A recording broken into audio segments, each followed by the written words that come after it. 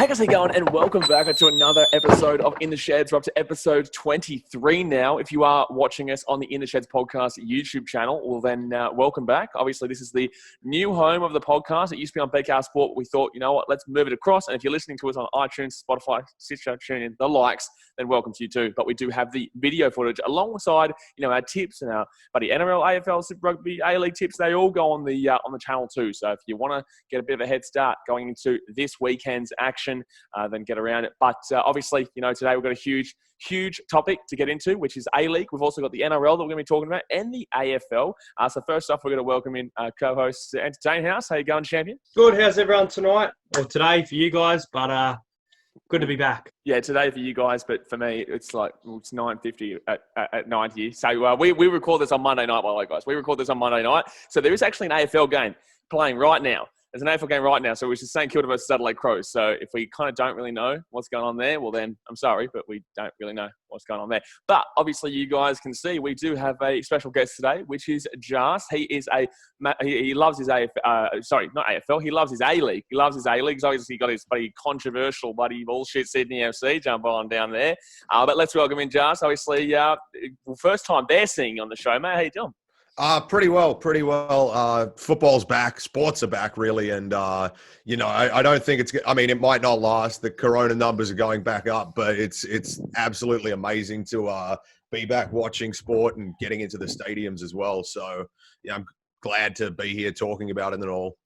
Yeah, well, the thing is that America is obviously, their numbers are through the roof, but baseball came back. I was watching Chicago Cubs versus the White Sox today. I know my Cubbies, obviously, they didn't come through in the end, but it's only practice, right? It's only practice. We're going to smash your Brewers, because I believe you're a Milwaukee damn well Brewers fan. Fan. Yeah, Brewers fan, Packers fan. Anyway, this is an Australian sporting podcast. We will be getting American podcasts up, but not just yet.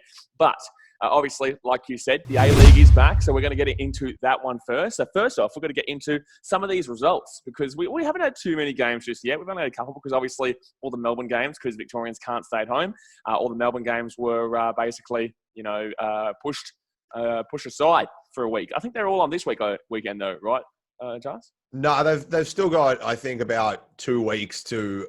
One of them is on this weekend, but they've been spread out quite a bit. Yeah, so I think, because they were meant to be, we actually, myself and Hayden, we didn't actually think about the quarantine thing. So we went and did our tips last week. They didn't make it into the tips, because I was like, holy shit, wait a second, these games aren't actually on.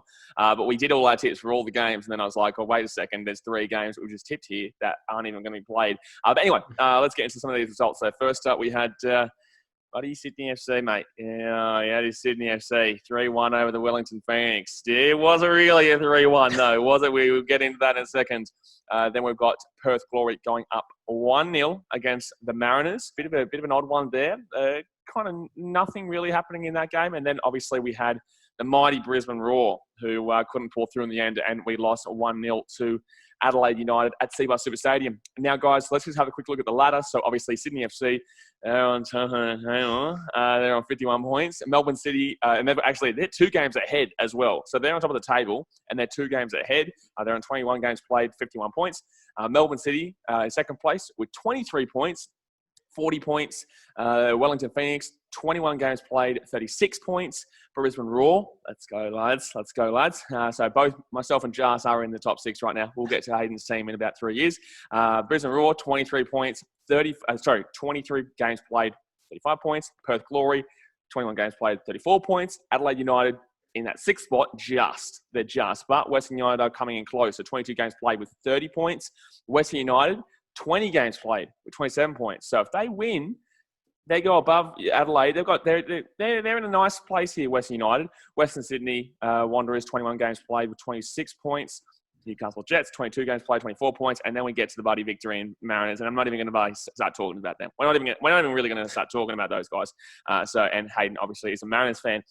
So let's our first game of the round that we'll talk about quickly is your Sydney FC game, mate. How are you feeling after that one? I'm pretty happy. I know there was a lot of controversy, and I'm sure you'll bring it up when it is appropriate. But to talk about our performance, I think we actually outplayed Wellington, regardless of the goals that they maybe should have had. We were very clinical at the end of the game, but if throughout the 80 minutes or so that we were losing and then tying with Wellington, we were kind of all over them. They did have some spells where they were good, and I don't think we smashed them. I don't want to be disrespectful to them because they're probably the second best team in this league, and I think it was a great game to start back up the league. Really, two of the best teams and some of the best players on display. Well, to be honest, man, we'll get into our season predictions after we go through these games, but I think that this was a grand final preview. To be honest with you, man, these two teams are absolutely phenomenal. Obviously, Sydney FC. This is not their third year in a row, second year in a row, right? They won last year. Was it?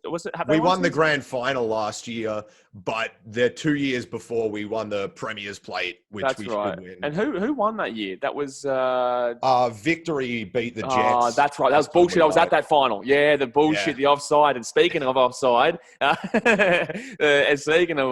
buddy. I think that before we get into that, actually, I think that Sydney FC were probably the better team. I didn't watch this game live, but I did go back and watch pretty extensive highlights. And I think Sydney FC were creating the better chances. I think Wellington did show that they have what it takes to kind of match it with you guys. But in the same sense, arguably they went up 2-1. Arguably they went up 2-1 late in the game in the 84th minute, which would have obviously completely changed those last two goals in the 88th minute and 91st minute, obviously, which won you guys game 3-1. I think the score wasn't reflective of how the game actually was, but I think that you guys did deserve to win. But then again, we do go back to, and I'm going to share the screen now. You guys can talk if you like, but I'm going to go back right now and I'm going to share the picture. And so I think that it wasn't really reflective of how the actual game was in total with the 3-1. Maybe a 2-1er might have been okay. But, it is what it is. And Sydney FC, they did win. But Wellington fans would obviously be like, well, you know what? We would have been up 2-1. We would have been up 2-1. To interject with, even if Wellington didn't get the goal, I think our goals came quite quickly after that. And I think they might have been a little bit rattled because they were very, very solid defensively as well throughout the game. And then for our goals, two players back, I think they may have just been a little shaken by the goal that they should have got. I think it would have been 2-2. I couldn't see a winner if the correct decision was made here based on that offside. And obviously Sydney FC, they played really well. You guys can see this, right? You guys can see this, right? I can see it. Yep. I can see it. Yeah, I think Sydney FC played really well, and they're deservedly winners.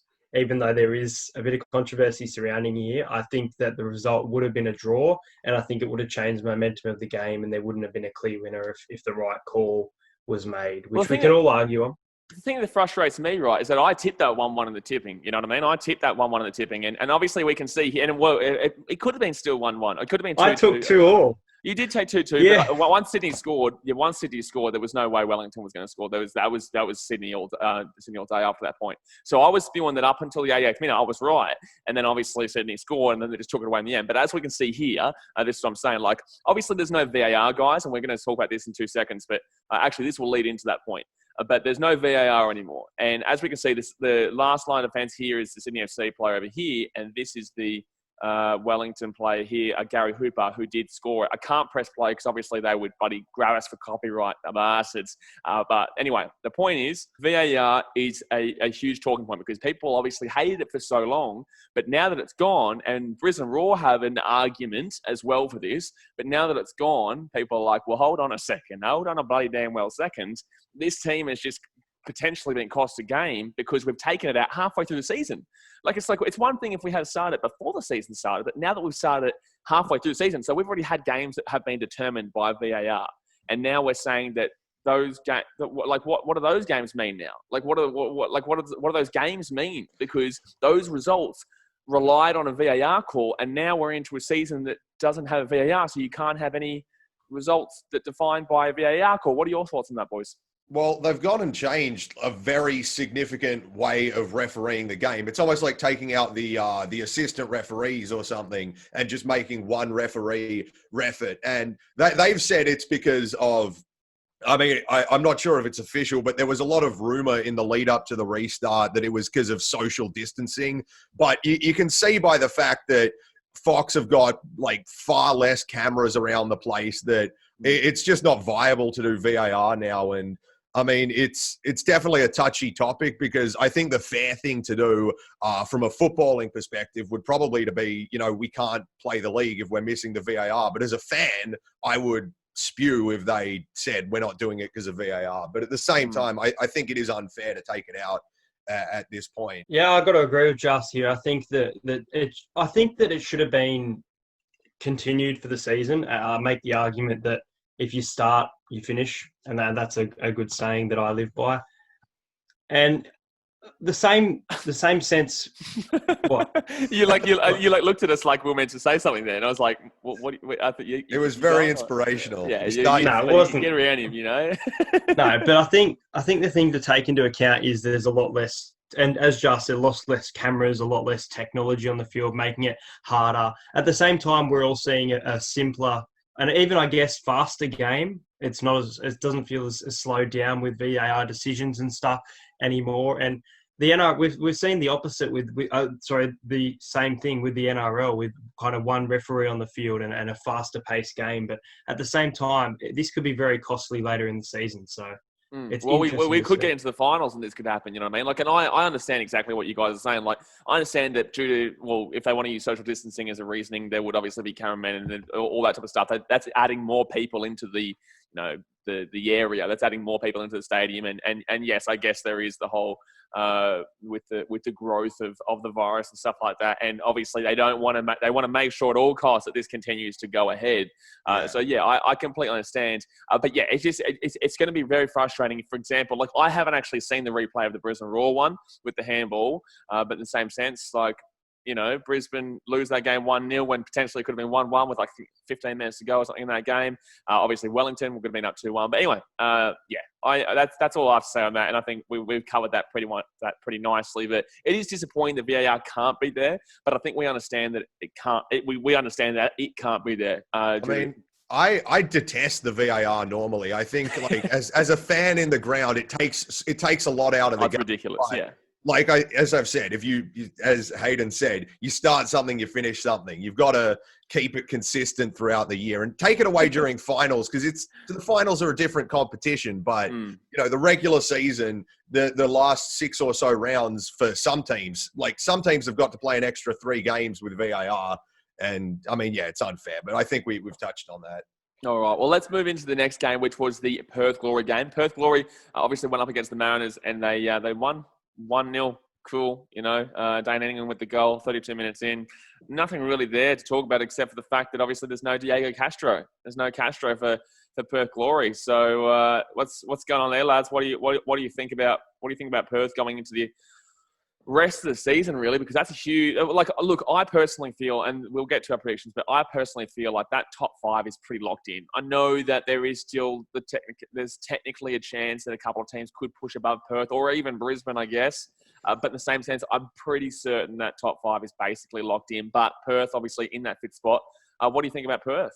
I mean, it's not just their points total that's keeping them locked in. They've got some easier fixtures than, say, Adelaide or Western United for the rest of the year. But I mean, to actually come back to Castro being out as well, because I touch on that.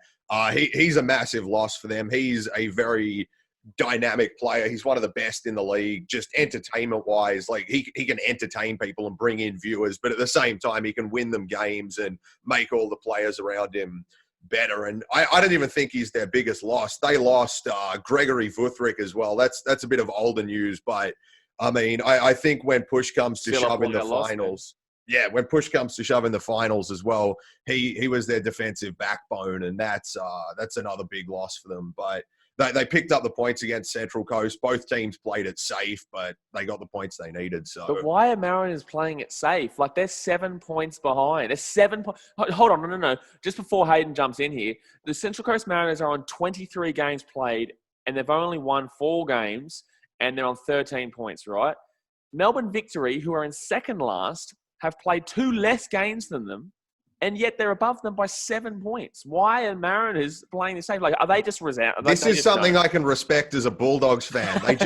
They don't have the players. They've got some entertaining young players, but they're error prone and they're not as professional as pretty much every other team in the league. 2-0 and you messed it up. 2-0. It goes a different tune usually, but I'm not going to swear on this channel. But Hayden, what are your thoughts on the Mariners right now?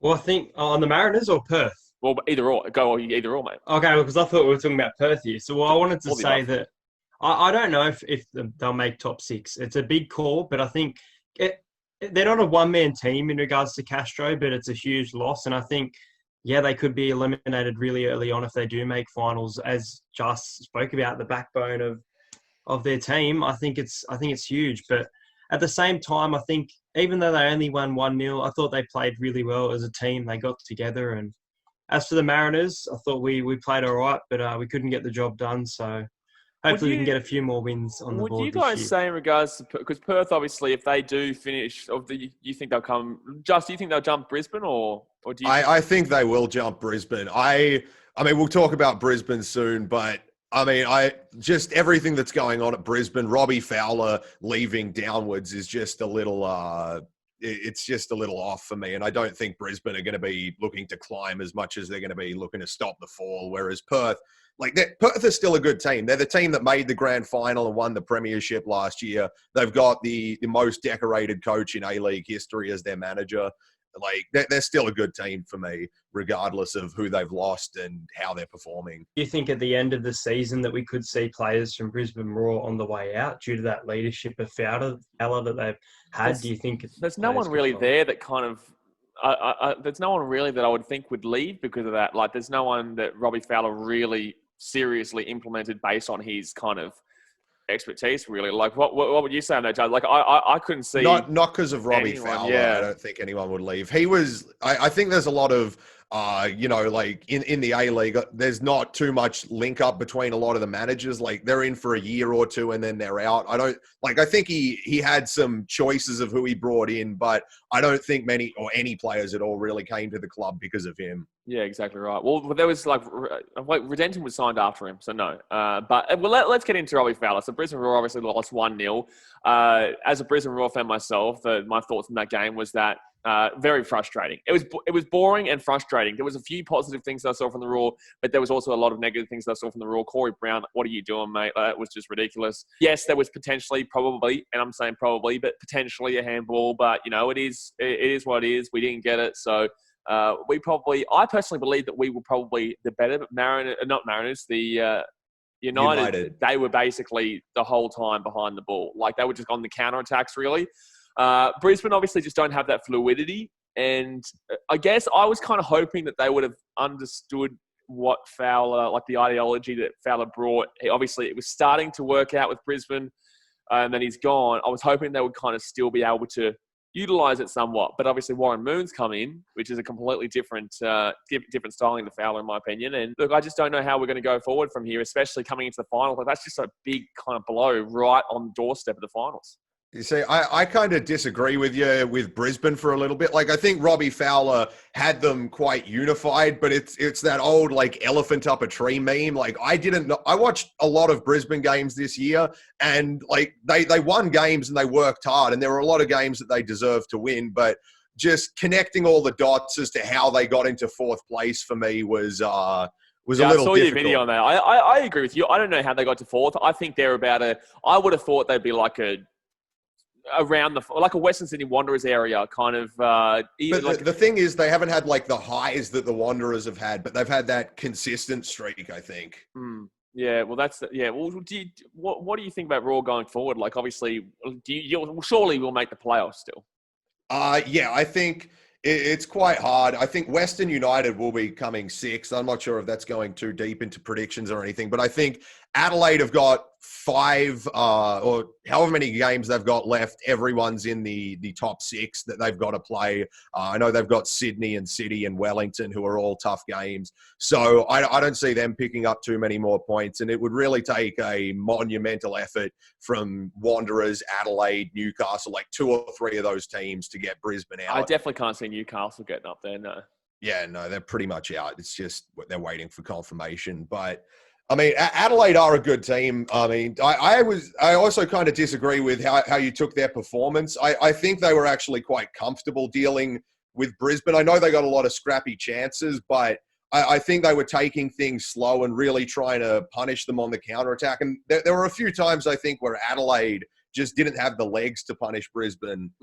On the our defense is usually pretty leaky. We obviously, actually, no, sorry. Beforehand, it was boring-ish. Like, our score lines were quite low score line. Like, some days we'd be It was hard to read Brisbane Roar, actually. I agree with you. Like, it's really hard to read the Brisbane Roar, especially under Fowler and stuff like that. It was just how did they get there kind of thing. But I think that they should have scored more on us because our defence, we saw that first goal. Like, that was shocking defence. Yeah, their actual goal was like, that could have been stopped and it could have played out as a boring 0-0 or what is it, buddy? Forrest Gump. You know, that's the one. You never know what you're going to get, but you probably know that it's probably going to be boring-ish. But you know, we're still backing them in. Hopefully, you know, playoffs come round.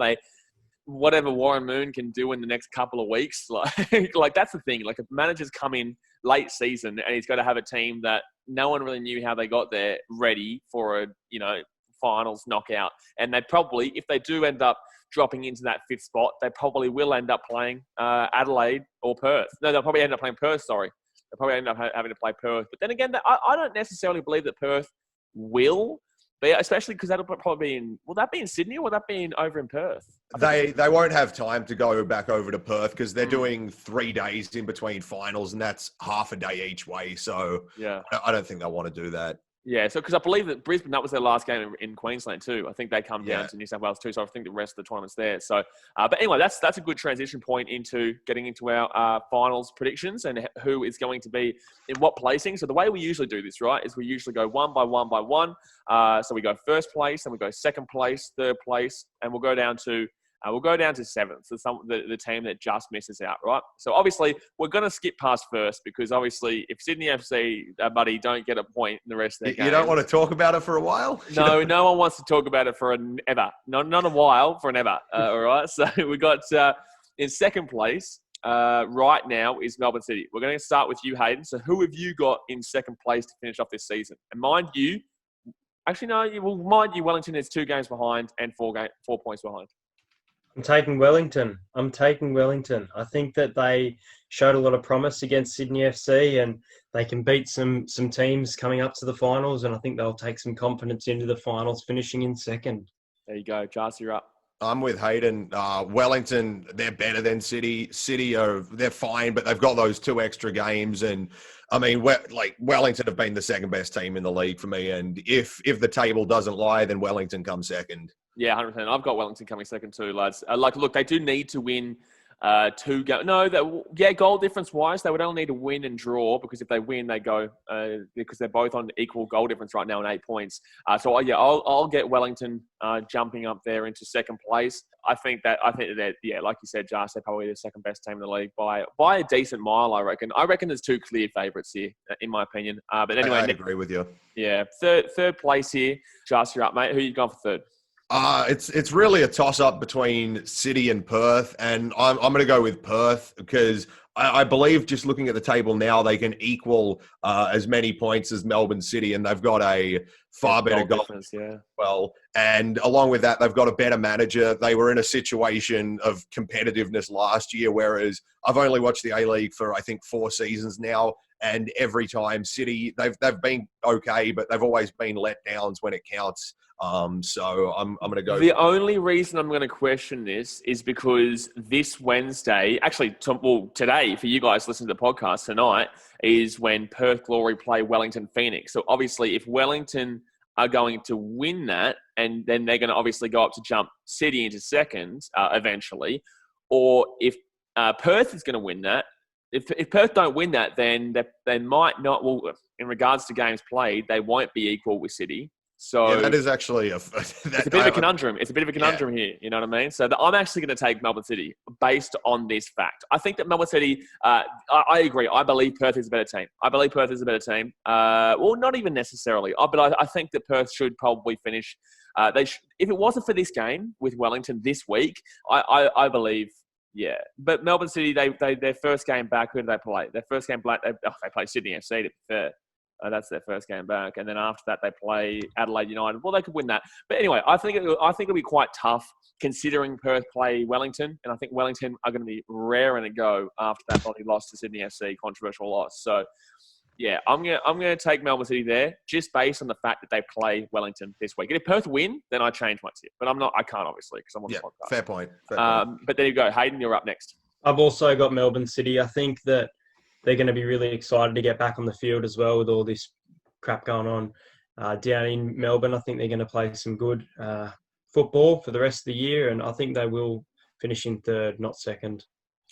Now, I'm up next for fourth place, and I know Jarse isn't going to like this, but I am taking my boys Brisbane here. Not really. I'm joking. Of course I'm taking Perth. They're 2 games behind, and they're only 1 point behind.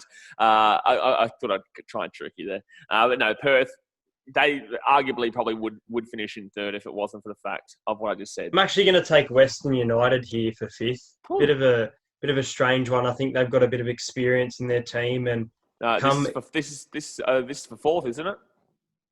Fourth. Yeah, fourth. Yeah. Fourth. So you're taking Western United for fourth. So you're saying that they're going to catch 3 games up, and they're going to get all the way up past 35 points on Brisbane for 1.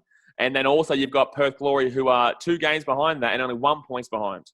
You're saying that, okay, well, it's your tip. It's your tip. It's not my tip. I'm going to go. I'm going to back it in. For fourth, I'm going to stick with City at fourth. I mean, I know that they've got that Perth Glory Wellington game that's going to obviously impact it sooner, but I still think I don't rate Melbourne City very highly, and I think that they're going to lose some games. And I'm a little unorganized. I haven't looked at all their fixtures, but I mean, just going on the truth of like quality of football, I'm going to go for City in fourth.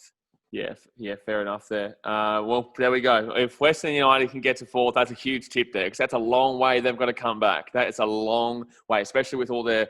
Well, we all thought Leicester in the Premier League were easily that top 4 spot, but they're well, I put them in fourth. You guys had them in third. I had them in fourth. I said Chelsea would jump them, and I still think Leicester will make it, because I think Leicester will beat them United on the last day. But anyway, we're not talking about Premier League, but Premier League. But anyway, 5th place, and I think Just, you're up here first. This is where I'll put Brisbane. No, actually, no, you're not here first. It's Hayden first. No, it's you first. You just go.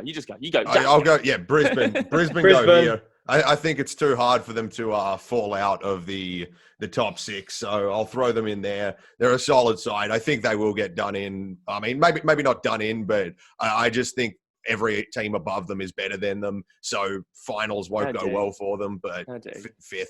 How dare you? Well, yeah, I'm going Brisbane. Can you just wait your bloody turn over there, Mr. Buddy Brisbane? All right, you just wait your bloody turn. But yeah, I got Brisbane. I 5th place. Bit of a no-hoper place, but I maybe we could sneak something. You never know, buddy. Get out of here. And Hayden's obviously gone Brisbane. We've been well established that Hayden's gone Brisbane already. 6th place, the final spot. I'm going Western United. I think they'll be there. I think Adelaide will just miss out. I think that I just don't think they've done enough this season so far, and I think Western United, with being 1 game behind. 2 games behind and only 3 points behind. I think, they'll come through in the end and sneak that last spot. I think it'll be Perth. I think they'll just play finals, but I think I've got Perth Glory in 6th for mine and Adelaide just missing out. For me, I've got Western United coming 6th. Fun fact about them, they've only beat 2 top 6 teams. They're terrible when it comes to playing good teams. I hate them. I despise them as a club. And I've seen all your posts, mate. I know you don't like the old Western United. But I do have respect that when they come up against, they played Adelaide, and I think they put 6 or 7 past them, and I think they're going to do that to the likes of Melbourne Victory, who they start off with.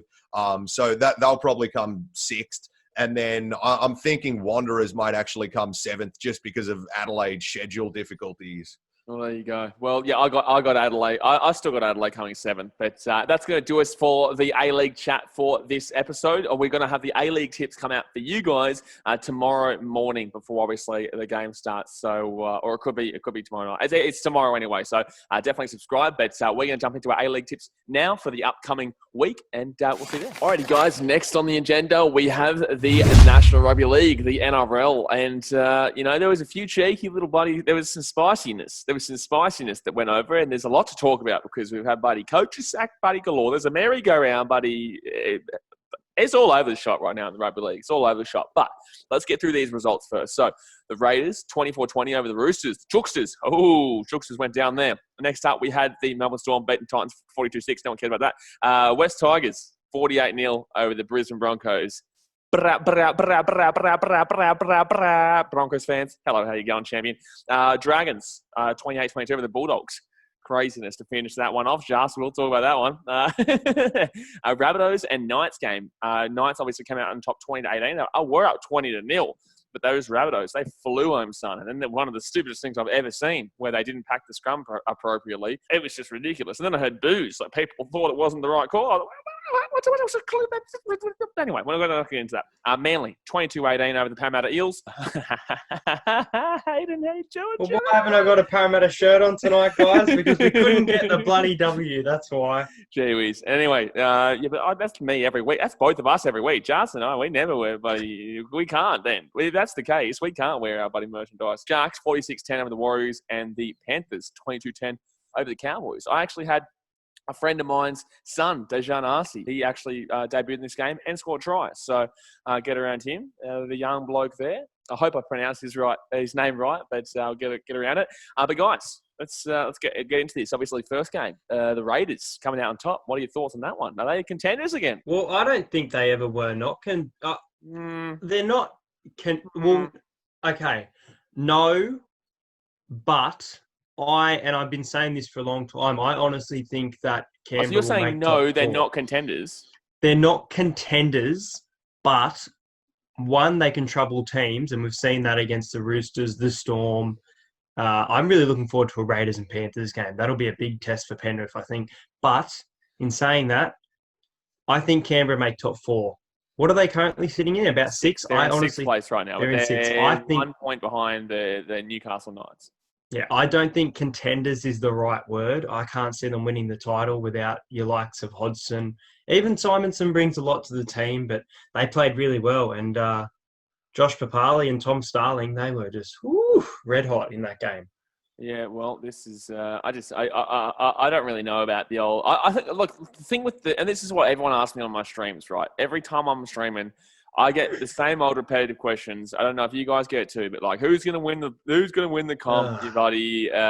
Who do you reckon's grand final? Anyway, I get the same old repetitive questions, and one of those questions always is as well: are the Raiders back? And that was what I got all weekend long. And it's like this game. This Raiders right now, yeah, they beat the Roosters. I want to see them again because last time my buddy shot it off early, they beat the Storm, right? And then the next couple of weeks, they struggled against the Tigers, who I don't rate, and I still don't damn well rate. And I'm going to get into them in a second. But I don't. But we're going to get into the second. But no, they struggled against the Tigers, and then they lost like 2 games in a row or 3 games in a row or some shit, the Raiders. And they fell apart. And then they played the Storm again, and obviously they lost. And then they played the Roosters yesterday. So not yesterday, this week. So now I want to see them play again, and I want to see them actually continue this because it seems like right now they can only play in the big games and they can't play in the small games. Would you guys agree with that? Yeah, I can agree with that actually because I think defensively they're a very solid team and controlling the game they're a very solid team. And I haven't watched as much as you guys. I've watched probably half their games this year, but what I've seen as their big issue, and I think it was very evident against Manly a few weeks ago, was that they can go at the line for, 30 or 40 minutes of a game, or maybe 20, I don't know. But they can go at it for a significant amount of time and just get nothing out of it, no creativity or anything. I don't know if you agree with that, but I agree with that in the sense that they're not an 80-minute team. They're not an 80-minute team. They don't put an 80-minute performance in. I'd say about 65, 60-minute mark. Well, they just put an 80-minute performance in against the Roosters, but it's a one-off, though. It was a grand grand final. That's exactly what I'm trying to say. Like, it's a one-off. We need to see them prove it again next week. Who do they play this week? And we won't tip it yet, but that's what I'm saying. They need to prove it again this week. So, who they play? They play, buddy, the Rabbitohs. So I guess that's kind of a test. Like, it's not a massive test, but if we're going by what they flew home by, you know what I mean? That is a kind of a test there for the Raiders. But the Rabbitohs are here in their team. You definitely don't know what you get with this team. They can go and lose to who they play lose. They could go and potentially lose to possibly the Titans. The Titans, they beat the Titans in the end, but in the same sense, like they could go and lose to a team like that and then go and beat a team like the Raiders. So, that's how it is. But I'd like to see, that's what I'm looking forward to. I look forward to seeing the Raiders against that team because you never know what you're going to get with the Rabbitohs. But next up, I do want to quickly talk about this one, and I've got a photo here because personally for me, right, and this is around the Titans. The Titans lost, but in the same sense, the first half, they were actually quite quality in the first half. Second half, as per usual, they fall apart. This is what the Titans do this year. The first half, they were quality against Parramatta in the first half. You agree with that, right? In the first half, they were decent, right, against Parramatta? Decent, yeah, decent. We were only down by 6 points, and that's the point. We were close against Parramatta. against the Sharks, we were tied. We actually should have been up at halftime. We didn't score, and then we got blown out. Just like the Parramatta game in the last 20 minutes, we got blown out. The Melbourne Storm game, and we were down 8-6 without that Anthony Dunbuddy shootout.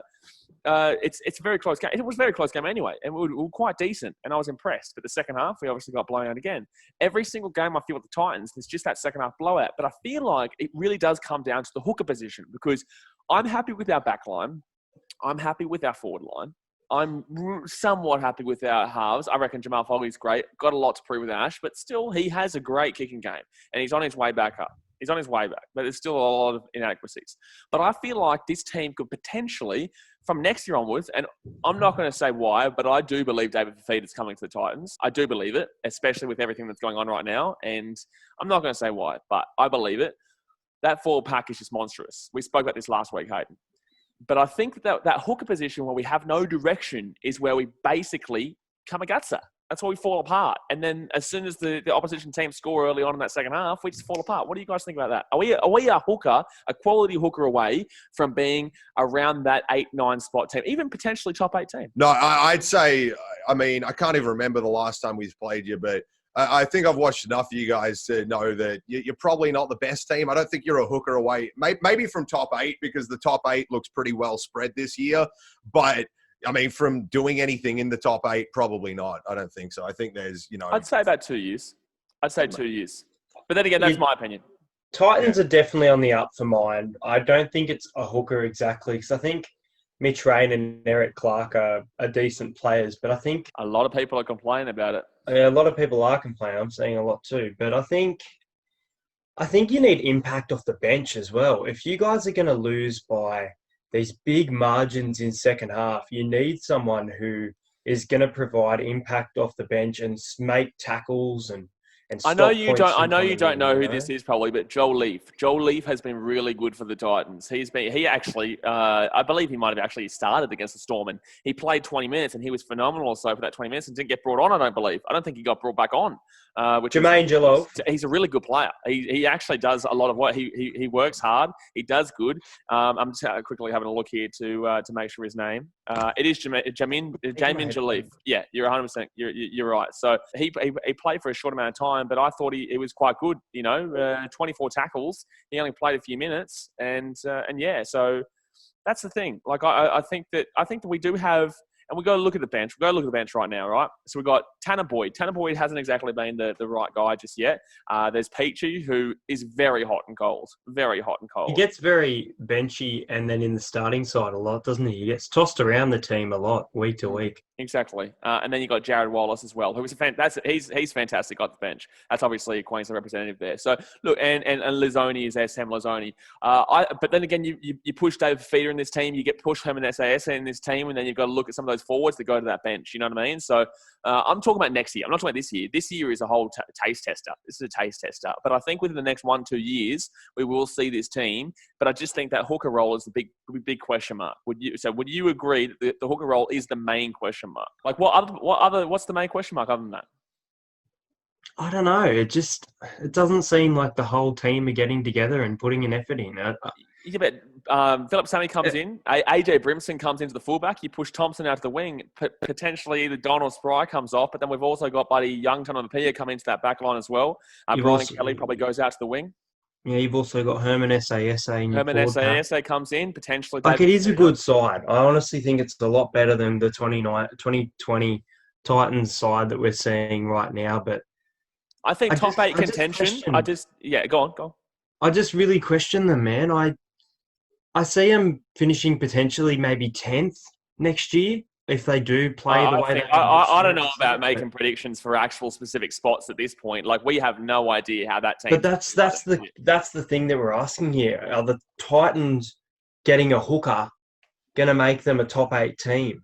I think the answer to that for me is no. Well, I disagree. I think we're a bottom of the top 8 team, but that's the whole point of rugby league, sport. We all have different opinions. So I personally believe that we are definitely a hooker away, and I definitely think Justin Holbrook with a year under his belt as well. Because do remember, our coach has only been around this year, so he's come into this team, and you can see the positives coming through. And the good thing that I take out of what you said as well is that you said that you think that they're on the up. So if they're on the up, I like the fact that you've even said that, considering that Holbrook's only been a coach for for a few weeks. So that's the main thing. That's what I'll take out of that. But anyway, next game we'll move on to is the Tigers Broncos. And I want to ask this, right? Because the Broncos... I want to ask this, right? The Broncos, obviously, they've given Seibold an ultimatum. Firstly, they've said win 5 games. There's only 10 games left of the season. Win 5 games, otherwise you're gone. Firstly, I think this is the most ridiculous thing I've ever seen in my life. Firstly, why? If you know that he's not good enough, then get rid of him. We've seen Paul Green go from the Cowboys. We've seen the Warriors with Stephen Carney. They understand that he's not the right future. So why are they giving Seibold an ultimatum? If they don't believe in him, then sack him. What do you want? What do you guys think? I think he should be gone. I've fallen off kind of watching the NRL as religiously as I did as a kid in the past few years, but the demise of the Broncos is embarrassing. 48-0, 59-0 this year. Get rid of him. They're a big team. Last year. Oh yeah, their finals exit was tragic. You 2 years in a row as well. Out of the club. Their club they're a big club. There aren't many in Australian sports, and they're one of the biggest clubs that should be successful. They've got the members base. Probably the biggest. Yeah, they're probably the biggest in the rugby league. They should be doing better than this. And I think a coach that's let this happen. It's down to the players too. Who have they got that is, experienced? Who's won anything? I know they've got Darius Boyd.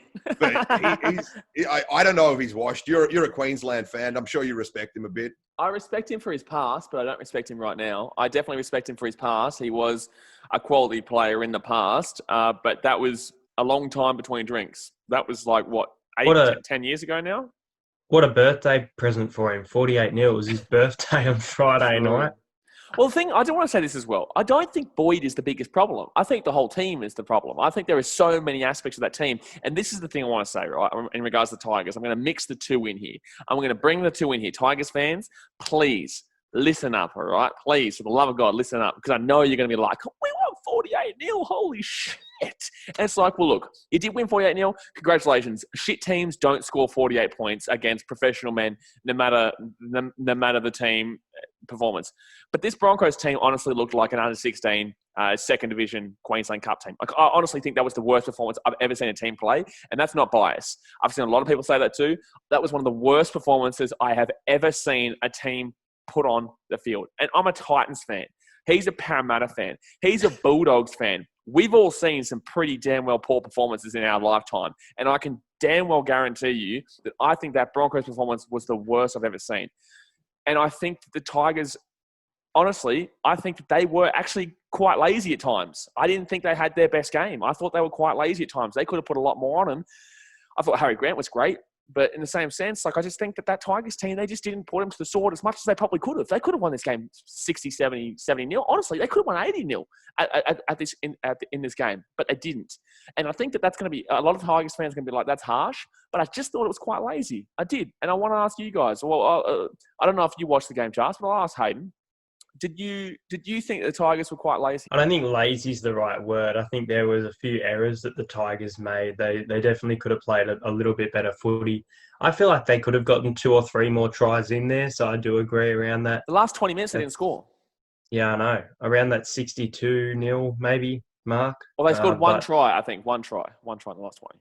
Yeah. Well, Luciani Leilua and Harry Grant, as you mentioned, were outstanding in this match. And I guess you could give it to Marshall. Benji and Walters in the halves, a very different halves combination to what we've seen. I guess you can give it to them, but I don't really take the best player from the game as someone who scores a try. And I think a lot of people are giving them so much credit for scoring tries, but I think the real players were Harry Grant and Luciani Leilua in the match. I did a poll for everyone on the Instagram of the In the Sheds podcast, which I'm sure people watching this podcast are definitely laughing about as they voted, that there was 24 people compared to 2 that said that the Broncos will not be singing their winning song again in 2020. Well, look, I think that's a bit unfair because I think that they've got a free match against the Bulldogs eventually later on in the season. Do they have us again? Crap, that's. I don't know. I don't know. I'm assuming as much. If they don't have you again, well, then we actually genuinely they play the Titans at Seabus and they usually flog us at Seabus. So that could be the one. But in the same sense, they've never been this bad. So that's the real question there. But I think that Seibold ultimatum thing is just stupid. Next one we'll talk about is the Knights.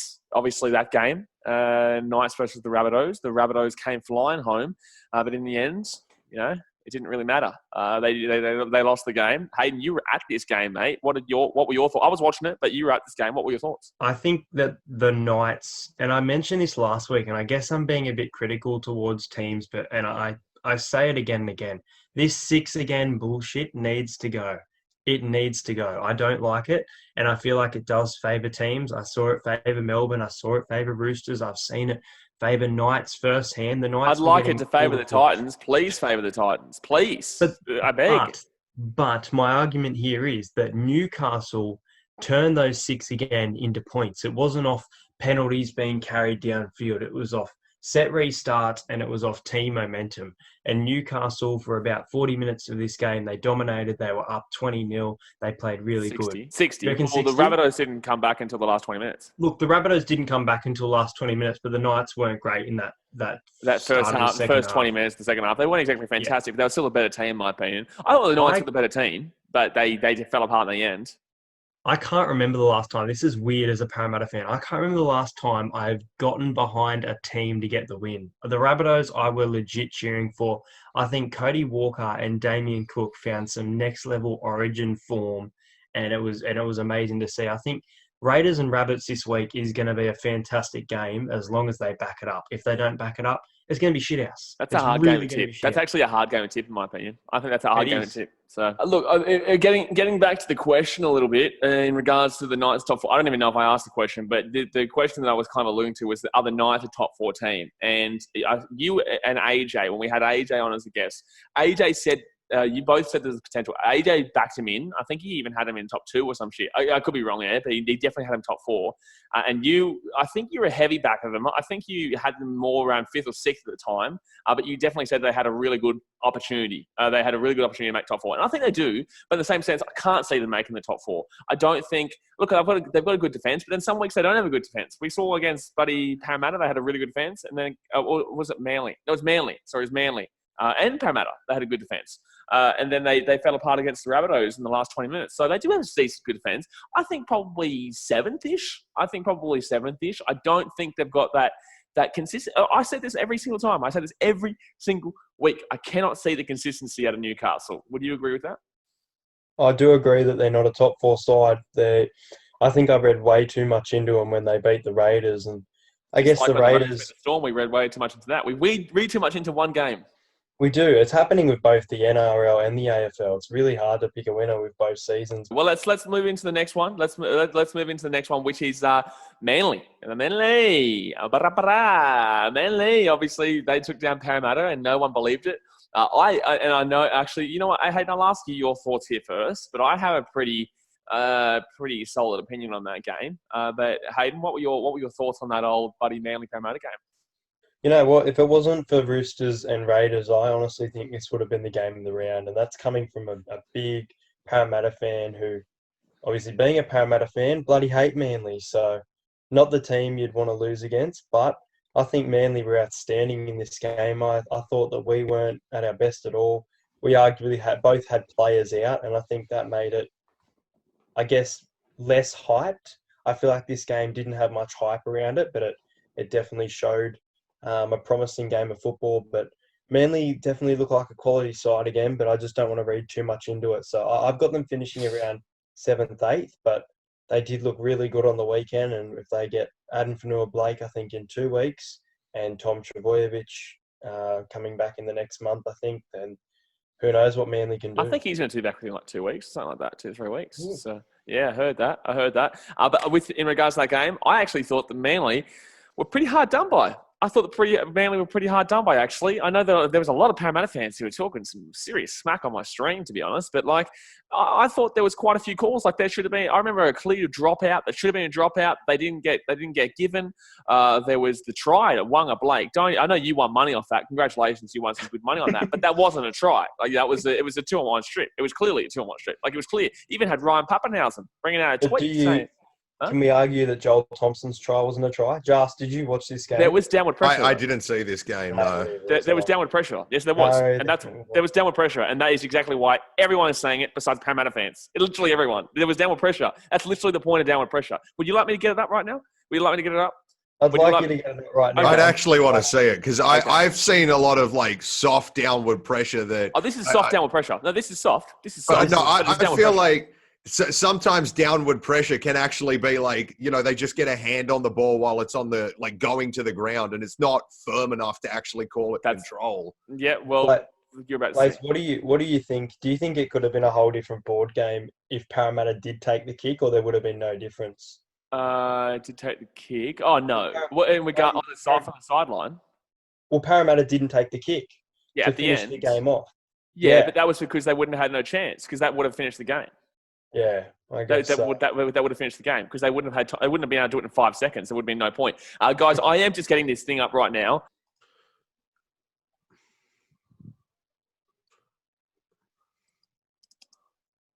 Bang.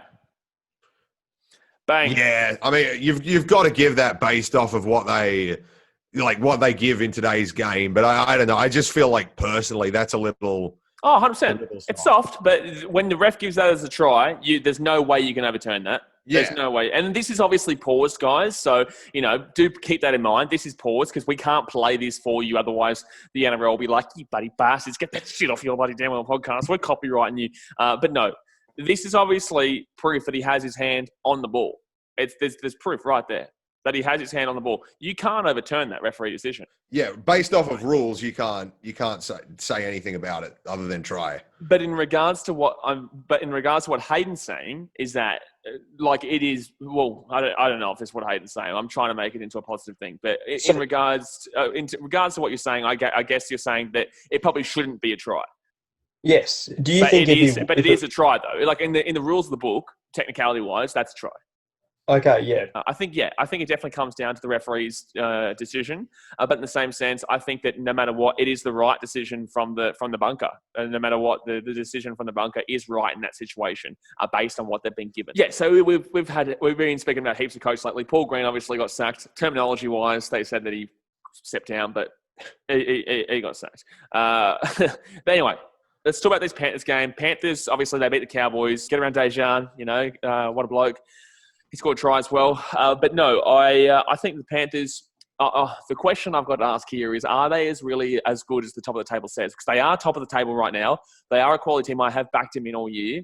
But in the same sense, there is that was a very average performance against an injury-ravaged Cowboys team that just doesn't have the ability to do anything this year, and yet the Panthers still struggle. Yeah, I don't think the Panthers are as good as the top of the table suggests, in my opinion. I actually think that it's kind of good for Parramatta, not a loss to Manly, but I think it's good to be off the top of the table. I think it takes a lot of pressure.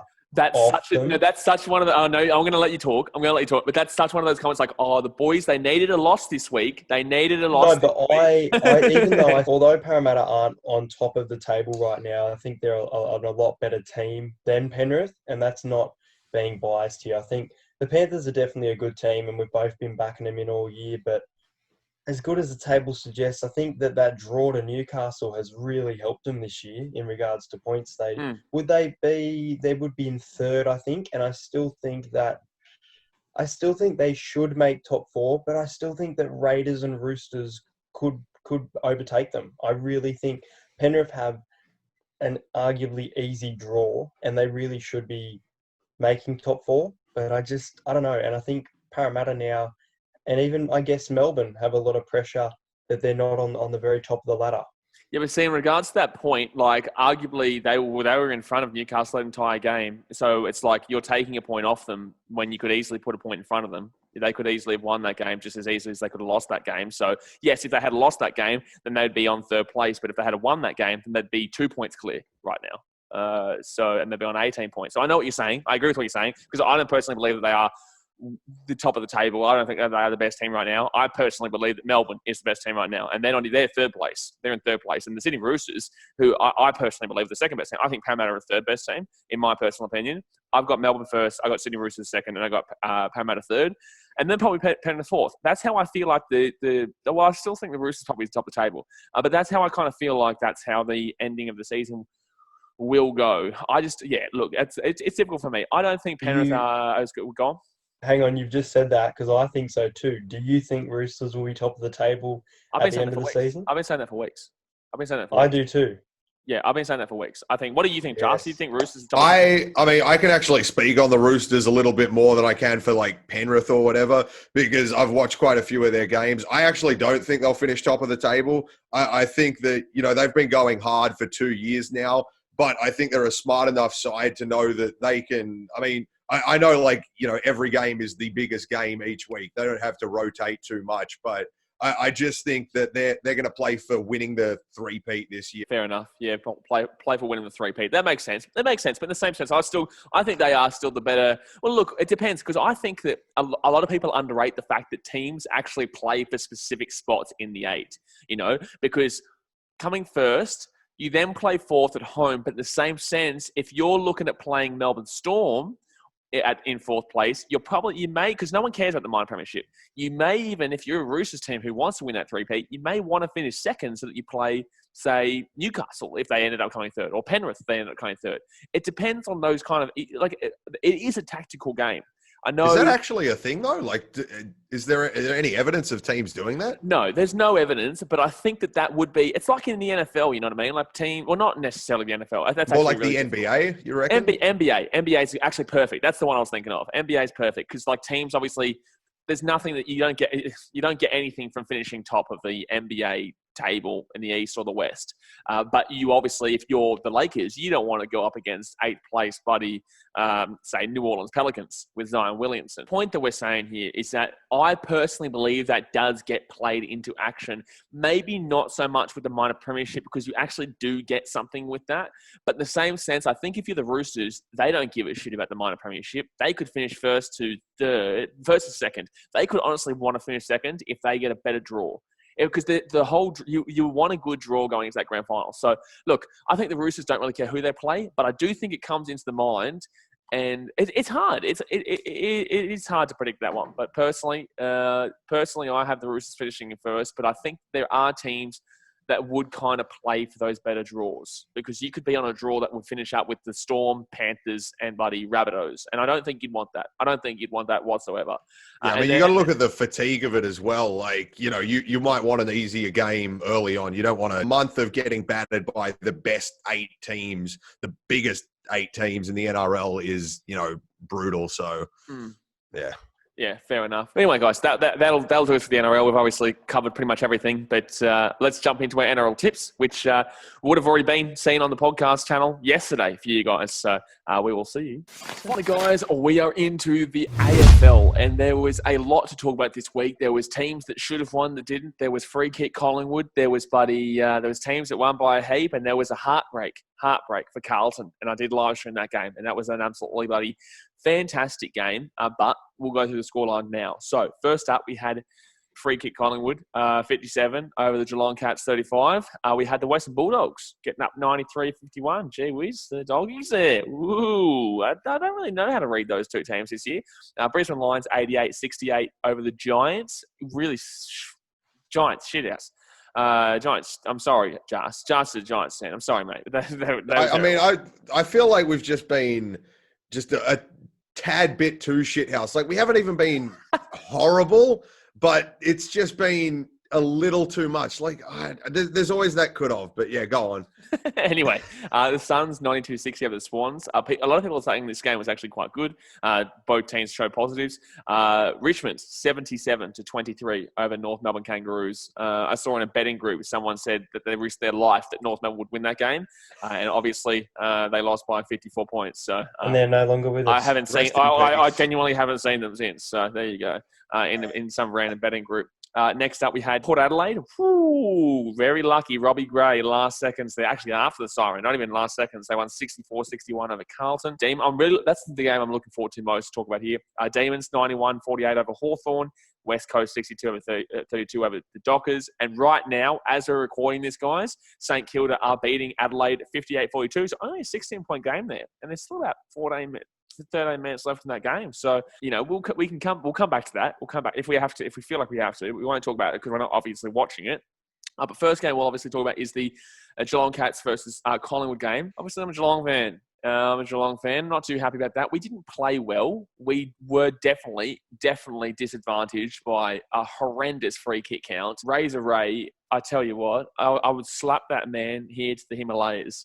He is, buddy, the worst referee for Geelong in the history of ever. But look, I'm not necessarily... we'll call it umpire because that's what AFL fans like. I mean, it's hard when we do so many sports to just call it exactly the technicality you want. But anyway, I'm calling him buddy umpire for you. All right, shut your mouth. Okay, so Razor Ray, he annihilated Geelong every time Geelong started to get some pressure up. We got flogged. But obviously, I don't think Geelong played that well in the same sense. What do you reckon, Collingwood? Do you reckon they're back, or do you think this is a game that doesn't really prove too much about either team here? I think it doesn't prove too much about either team here. I want to see them test against those teams like your Port Adelaide, who, and I don't know. It's that's really a big hard call after to what I tell. just witnessed. After what I just witnessed against Carlton, that's a big call. You can't pick. You can't pick who is the top anymore. Besides, I guess, the Lions, who winning away and in some real good form with some great players. It's a real hard season to turn on, and I can't say for sure that Geelong and Collingwood prove themselves in this game. Maybe prior to this game, yes, but between each other, no. Yeah, fair call. I think that Geelong, we're a good team, but we also, by the way, we have lost Gary Ablett for the season now. He's gone back to Victoria to be with his family, obviously family first. It sucks as a Geelong fan, and this will impact us severely. Like, I nearly rate us. I nearly take us out of actually winning the flag. And I understand. I hope we can do something with it, but that's a huge player. Losing Gary Ablett, that's next level. So, and obviously Selwood didn't play. So I think actually personally that we would have won with Selwood play. We had Mitch Duncan out, and, he's a big loss. And, it's unfortunate. I think Geelong's hopes might be dashed there with Gary Ablett. Then again, you never know this year. Like we say every week. And I'm saying a favourite, there is no favourite. Like Collingwood, are they back? I don't know, because they played a Geelong team that were kind of hampered by injury, also got disadvantaged. But in the same sense, I'm not going to blame the umps because we weren't exactly great. But I just don't know if I can say there's a favourite in this competition this year, man. I'm over it. Every single week we have a new different favourite. 1 week I'm going to have a look who the favourite is right now and let you know. It'll be last Collingwood. Time it was the Giants. You think I reckon it'll be Collingwood. There's no way it'll be Giants. If it's Giants, I'm going to walk out. It's Brisbane, and then it's Richmond. They're kind of slightly going under the radar a bit here. We will get to this in a second, but they are slightly killing. They are slightly killing teams, and they've got a lot of injuries. They've got a lot of injuries, just like everyone does, and they are silent killers. But in the same sense, I feel like with Gary Ablett, there's going to be a few more players like him, and we never know. It could come from Richmond. It could come from other teams, and we could see teams get thrown completely out of whack because obviously everything going on. And players will promise that they'll be going back to Victoria after next round. And I'm telling you right now, they've already planned that no one's going to be going back to Victoria because Victorians can't stay at home. Yeah, you heard it. The joke's been returning. History, it's not a joke. Thank you. Please stay at home. I don't think there's too much to read into that game. I think that there were two decent teams, and I think both teams had quite an off night. I think Collingwood were probably the better team, but I just think that Geelong, anytime we had get a little bit, we just got sorted by the umpire. Anyway, Giants versus Brisbane. I think this game is something to talk about. Giants here. What were you saying before about the Giants here, Jarse? Like, they're not exactly great this year, but Brisbane obviously away from home as well. They get something. Well, I was speaking to someone in the office today, actually, and they're a proper Giants fan. Like, I watch about half their games. I slept through this one and I'll throw it in again, I was celebrating Sydney FC winning. Like, they do have good quarters in a lot of the games that they play, and you watch them and you celebrate. You're like, oh my God, the Giants are going to win. It happened the week before against Port Adelaide. Like, I thought we were going to win that game. Third quarter. They're actually really good in the third quarter. This week as well, they're pretty decent in the third quarter. Yeah, they have good moments, but they just can't extrapolate that out over a full game. And it's starting to get to crunch time, which is really worrying. Like, we need to win this weekend, and we're playing, obviously, a decent team in Richmond. So Yeah, it is. It is hard. It is hard for the Giants. I actually would argue that they're done for me. I have wanted to. I've wanted to. I tipped them. I tipped against the Lions because the Lions are shocking away from home, and yet they still won. I don't even think that the Lions were actually. Well, the Lions were pretty good. I won't lie. The Lions were pretty good for the first half. Third quarter they fell apart. Fourth quarter they killed them. So actually, I disagree with myself. I disagree with myself there. No, the Lions there were actually quite decent, but in the same sense. The Giants haven't done anything this year besides beat their bogey team, which was Collingwood. I believe the Giants hold something over Collingwood, and that's who they beat. And people are like, okay, they're back. And in reality, and I was one of those idiots, and in reality, they're not back. They lost to Port Adelaide. They also lost to Buddy, who was the week after. They beat Hawthorn, but Hawthorn's a kind of nobody team as well. I mean, it's unfortunate, but like I think we're an okay team, but we're just not a better team than a lot of really good teams. So, yeah. Yeah, well, we had James on the podcast earlier on, and he's a massive Giants fan. Like, he's one of the biggest Giants fans you'll know. And he said they had a better team. I asked him the question. I said, do you think you have a better team or the same team as last year?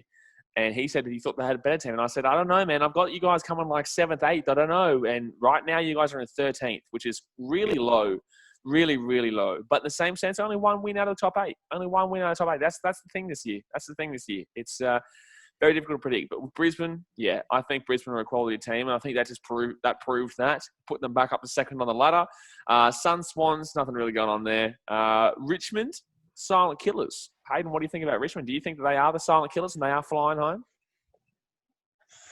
Flying home is not the right way to put it. I think they are a team that are going under the radar. They're getting a lot of harsh criticism. And look, they're not. We gave him a bit of harsh criticism last week for only scoring 34 against the Swans. I think we did, and they showed us this week. But against North Melbourne, really, I'd want to see them against a team like the Lions or something to test and see where they are physically at. But top 4 is looking good for Richmond at this stage, I'd say. Yeah, they're looking all right. But I don't want to make any predictions for the end of the season because next week, Richmond are looking good this week and then they'll go out and they'll get flogged next week by Giants who shouldn't be getting that win, you know what I mean? Like, that's this AFL season. That is this AFL season. I don't even know who else is in that game because if I'm looking back at how the AFL season's gone so far, I nearly want to tip the Giants because they shouldn't win, but they probably do win based on the fact that they shouldn't win. And that's how the AFL's been going. Also, actually, that's the big one I want to talk about because I don't really care about the D's-Hawks game. They're two kind of nuffy teams. Freo, West Coast. West Coast have not been impressive at all. They've won their games, but they haven't been impressive whatsoever. They're now into 7th. They do get a lot of home games, but they're just not impressive, man. They're just really not impressive at all. Actually, before we go back to that Carlton Port Adelaide game, what do you think about West Coast this year, Hayden? Because I just don't think that they're good. I don't think they're good. Yeah, they're winning games, but they're not convincing. They've definitely got a good roster, and they are performing to an extent, but they're not overperforming, and that's the issue. We need to see them play their absolute best, and I don't think we're seeing that. I think we are going to see it. I think it's coming. I think West Coast are going to be a genuine threat. I thought this was the game that was going to prove it because there was no Nat 5. No Nat 5. And they still did jack shit. Yeah, they weren't at the best. And I think they're warming up. I think they're warming up to something. And I think with everything being thrown into the mix with Queensland and these hubs with WA everywhere, and I don't know, I think they're going to throw a spanner in and West Coast are going to be a bit of a threat soon. Well, they played Collingwood this week, so this is the way they're going to have to show it. 2 grand final rematches. There you go. Week. Yeah, exactly right. So, but I think I did tip West Coast by 30. I think I tipped West Coast by 30 against Freo, and that was with Nat 5. With Nat 5, I'm not going to lie to you. I actually think Freo might have won this game. I'm not going to lie to you. I think Freo might have won this game with Nat 5. But because he's out for a couple of weeks again. No, West Coast got the win. I'm just not impressed. I'm not impressed. And obviously, St Kilda beaten Adelaide Crows. Adelaide Crows, you last. You last, right? L, last. It's simple. L, last.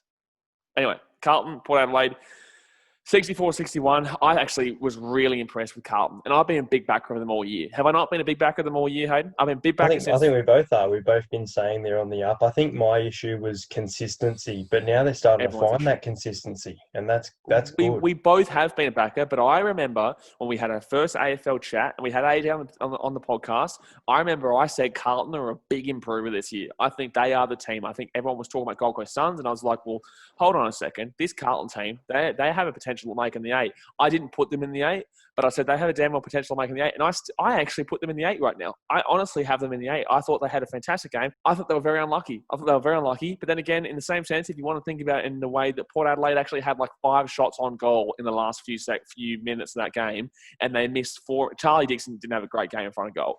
He kicked like, I think 3 goals. I think he did. I think he had like 3 goals that I remember. Yeah, 3 goals, 4 behinds. So he kicked 4 behinds. So he didn't have the greatest of games. Robbie Gray, there was no one really who had too fantastic of a game for Port Adelaide, but they got over the line. Travis Boak was quite good. I liked Travis Boak in that game, Boakey. But yeah, Dixon's still 3 goals, but should have had a lot more. And honestly, he missed a goal. He missed a goal from right in front. He missed a goal from literally right in front. And it was very close to the end of the game as well. It was like a minute and a half. I think it was a minute and a half, exactly. Or a minute 15 to go in the game. And it was right in front. And I was like, okay, here we go. And he misses it. And then with, I think, 40 seconds to go, Robbie Gray passes it to a young blood. I can't think of his name. He hit it behind. Hold on. Todd Marshall. He gave it to Todd Marshall, who missed it from 3 metres in front. He's like 3 metres in front of goal. He missed it. And right in front, it's 3 metres, and he missed it. And then obviously with on the siren, Robbie Gray marks it down the right-hand wing and gets the win. I think Carlton were very good. They dominated the midfield in that first quarter. They dominated the midfield in the second quarter. They started to slow down a bit in the third quarter. But the fourth quarter is when they're known to be really quality. And they were really quality in that fourth quarter. But unfortunately, Port Adelaide just pushed hard in the end. And, Carlton still kicked 3 goals in that fourth quarter. They didn't do too much in the third, but they're known as a second-half team. They're known as a fourth-quarter team, and I'm really impressed with Carlton. Like you said, and I've been saying this for weeks as well, we've all been saying it, consistency is going to be the key. I said last week, remember actually on the tips, I said I want to tip Carlton, but I'm not going to because they're going to be just pipped, because I think that this is going to be the week where they came off last week on a high, but now they're going to be like, okay, this isn't the week they're going to do it. But next week, they can damn well do it, but this isn't the week they're going to do it. I think we're both really reading into this team really well this year, and I think Carlton are going to surprise a few. I honestly might. Will you put them in the 8? Will you put them in the 8? Oh, you'd have to right now, but I still think there's a long way to go. Well, I'm getting rid of Gold Coast. I'm getting rid of Gold Coast for one. They're not going to. Yeah.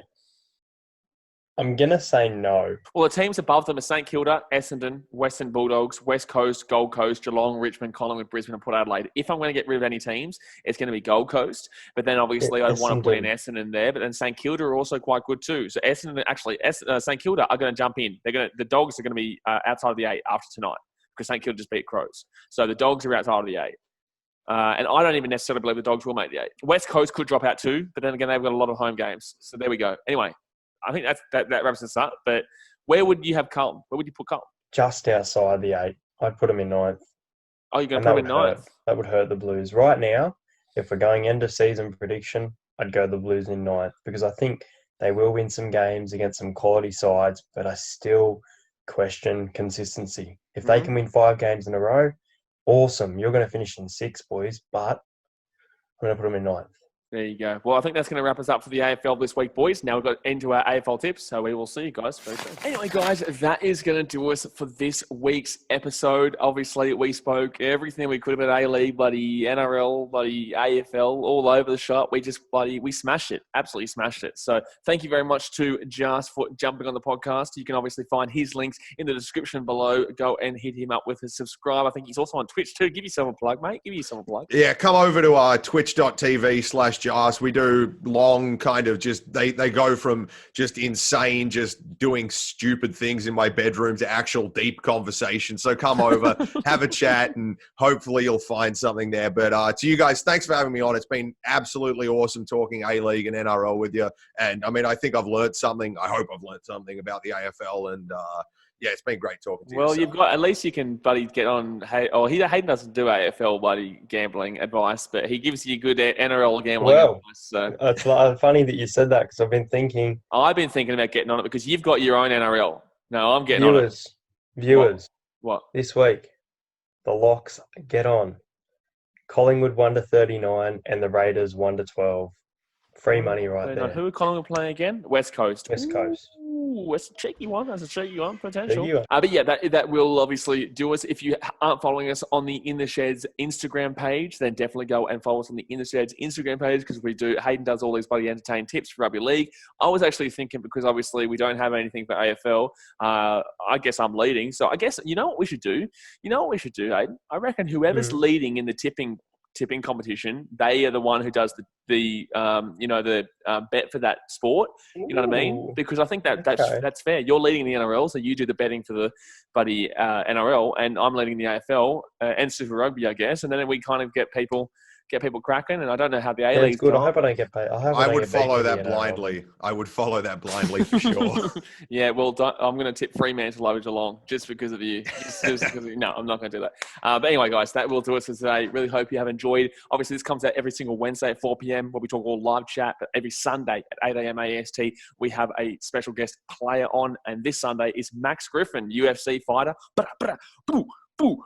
He's a good one. He's a really good one. So we chat all things UFC, fighting, and his life. So definitely get around it and get ready for that one on Sunday. But that will do us for today, guys. So I hope you have enjoyed, and we'll see you next time. Thanks for watching. Catch you later. See ya.